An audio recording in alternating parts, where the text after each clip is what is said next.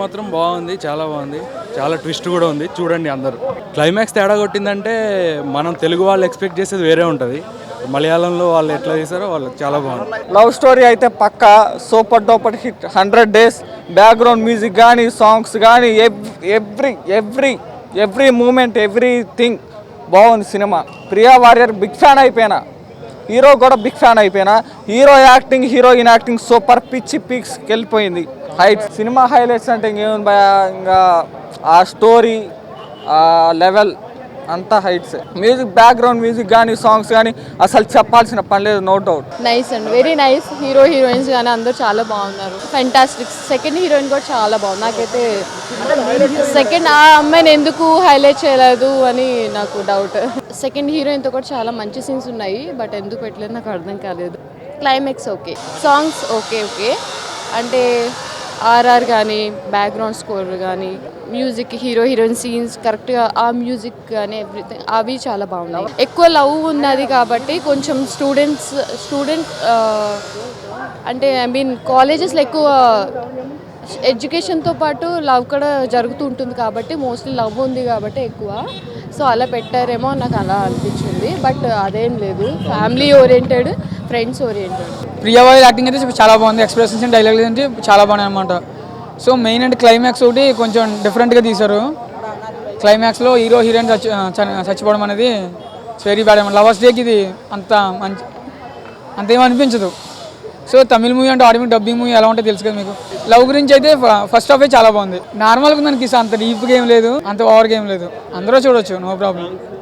Songs కూడా average అన్న, songs కూడా అంతేం కాదు. ప్రియా వారియర్ కన్ను కొట్టింది అంటే ఆ సీన్ అనేది ఎవరు మర్చిపోలేనటువంటి సీను. కానీ లోపలికి వెళ్ళి చూసిన తర్వాత ఎలా ఉందంటే, సాధారణంగా ఒక వ్యక్తి స్కూల్ డేస్లో జరిగేటువంటి లైఫ్ ఎలా ఉంటుంది అంటే చాలా రియాలిటీగా మూవీ ఉందన్నమాట. రియాలిటీకి చాలా దగ్గరలో ఉంది. నాకు ఈ సినిమా మొత్తం చూసి లాస్ట్ క్లైమాక్స్కి వెళ్ళేసరికి హీరో రౌడీస్తో ఫైట్ చేసి హీరోయిన్ అంటే వేరే ఆ సపోర్టింగ్ రోల్ ఉంటుంది అక్కడ, అమ్మాయిని ఫైట్ చేసి కాపాడుతారు అనుకుంటారు. కానీ రియాలిటీగా సాధారణంగా ఏదైతే జరుగుద్దని, సినిమా కాకుండా సాధారణంగా రియల్ విషయంలో ఎలా ఉంటుందని ఎక్స్పెక్ట్ చేస్తామో అదే ఉంది, అదే సీన్ ఉంది.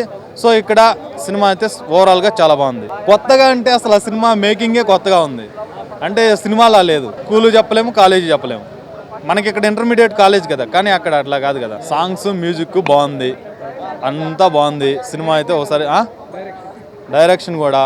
నాకు మైనస్లు అంటే సినిమాలో ఎక్కడ చెప్పవచ్చు అంటే మన ఎక్స్పెక్టేషన్స్ని రీచ్ ఎక్కడ, తెలుగు మలయాళం వాళ్ళు అయితే దీన్ని క్యాచ్ చేస్తారు, చాలా బాగుంది అనుకుంటారు. తెలుగు వాళ్ళు సినిమా చూస్తే వాళ్ళ ఎక్స్పెక్టేషన్కి తగినట్టు ఉండదు. వాళ్ళు ఎక్స్పెక్ట్ చేసింది ఒకటైతే సినిమాలో ఇంకోటి ఉంటుంది, ఇంకోటి చూపిస్తారు. ఇది ఒక్కటే కొంచెం. ఇంకోటి వచ్చేసి ప్రియా వారియర్ అతని యొక్క అంటే ప్రియా వారియర్ చేసేటువంటి అంటే ఆమె లవ్ ఫెయిల్యూర్, ఆ ఫీలింగ్స్ని కొంచెం ఇంకా చూపించాల్సింది. కానీ ఓవరాల్ ఒక ఫ్యామిలీతో వెళ్ళి కూర్చోవలసిన సినిమా, ఎక్కడ వర్గాటి లేకుండా బాగా తీశారు. Pure love story. ఇప్పుడు జరుగుతున్న జనరేషన్, ఇప్పుడు జనరేషన్ ఎలా ఉన్నదో, మనకు ఫోన్స్ వస్తే అటువంటి యూజ్ చేస్తున్నాం అన్నీ ఒక సీన్ పెట్టారు, అది బాగుంది. Excellent scenes. Climax excellent bro. Climax చూడితే క్లైమాక్స్ బాగుంటుంది. సాంగ్స్ పర్లేదు, 3 సాంగ్స్ బాగున్నాయి. ప్రియవారి పర్ఫార్మెన్స్ బాగా చేసింది. సినిమా చాలా బాగుంది. లవర్స్ డే రోజు రావడం అదో ప్లస్ పాయింట్. లవర్స్ అందరికీ పండగ. మంచి హార్ట్ టచింగ్ లవ్ స్టోరీ. మనం ఎక్స్పెక్ట్ చేయని క్లైమాక్స్. ప్రియా వారియర్ పర్ఫార్మెన్స్, ప్రియా వారియర్ కాకుండా ఇంకో హీరోయిన్ ఉంది, ఆ వాస్తవానికి ఆవిడ మెయిన్ హీరోయిన్. ఆవిడ పర్ఫార్మెన్స్ ఇంకా హైలైట్. Songs super. విజువల్గా, ఆడియో మలయాళం ఫిలింగా లొకేషన్స్ వైజ్గా చాలా బాగున్నాయి. ప్రియా వారియర్ పర్ఫార్మెన్స్ చాలా చాలా బాగుంది. ప్రియా వారియర్తో పాటు ఇంకో హీరోయిన్ ఉంటుంది, ఆవిడ పర్ఫార్మెన్స్ కూడా చాలా బాగుంది. ఆవిడే వాస్తవానికి క్లైమాక్స్కి వస్తారు హీరోయిన్. ఎక్స్పెక్ట్ చేయని క్లైమాక్స్ కావుతాయి. హైలైట్స్, సాంగ్స్, బ్యాక్గ్రౌండ్ స్కోర్, మంచి లవ్ స్టోరీ, కొన్ని చిన్న ట్విస్టులు, టర్నింగ్స్, ఎక్స్పెక్ట్ చేయని climax. College backdrop love story +1+2 story. Songs Shaan Rahman భయ్య అదర్ కొట్టాడు భయ్య. ఇంత మన తెలుగులో కూడా చేశాడు, మలయాళం మ్యూజిక్ డైరెక్టర్. ఫ్యామిలీ కూడా చూడొచ్చు, మరి అడల్ట్ కంటెంట్ ఏం కాదు. అంటే ఇది మనకు ఆల్రెడీ తెలుసు, మలయాళంలో వాళ్ళు ఎప్పుడు కంటెంట్కే ఎక్కువ ఇంపార్టెన్స్ ఇస్తారు.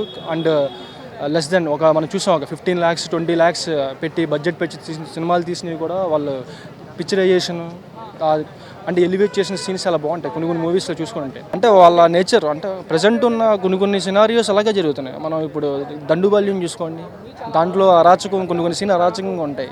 అలాగే మేబీ కొన్ని సీన్స్ అలా చూపించాలని చూపించుండొచ్చు, లేకపోతే సినిమాని ఆ పర్టికులర్ సీన్లో ఎండ్ చేయాలనుకుని ఎండ్ చేయొచ్చు, అంతే కదా.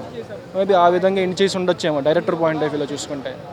మేబీ ఆ వేలో థింక్ చేసి అతను సినిమాని ఎమోషన్ బ్యాక్గ్రౌండ్లో తీసుకెళ్దామని చెప్పి చేయొచ్చు ఉండొచ్చు.